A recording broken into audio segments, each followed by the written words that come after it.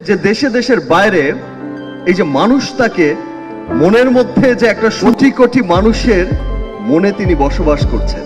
আজ নিজেকে অনেক সৌভাগ্যবান মনে হচ্ছে।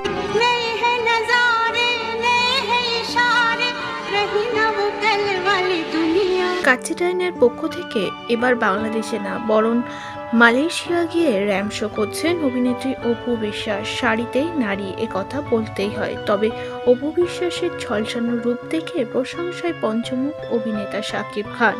শাকিবের সঙ্গে এখন সম্পর্ক না থাকলেও অপু বিশ্বাসের সন্তানের বাবা তিনি, আর অপু বিশ্বাসের প্রতি একটা স্নেহ ভালোবাসা রয়েই গেছে তার। অপু বিশ্বাসের এমন সুন্দর ভিডিও দেখে তিনিও প্রশংসা করলেন। তিনি জানালেন, এখন বাংলাদেশ না, দেশে বিদেশে সকলে তাকে চেনে। আমি নিজেকে ভাগ্যবান মনে করি অপু বিশ্বাসের মতো একজন ওয়াইফে। নিজের কাজ থেকে নিজের রূপ সবকিছুতেই যেন নাম্বার ওয়ানে রয়েছে অভিনেত্রী অপু বিশ্বাস। যতদিন গেছে তার বয়স বাড়ার বদলে 1 বছর করে কমে আসছে, কারণ তিনি এতটাই ফিটনেসে মনোযোগী হয়েছে।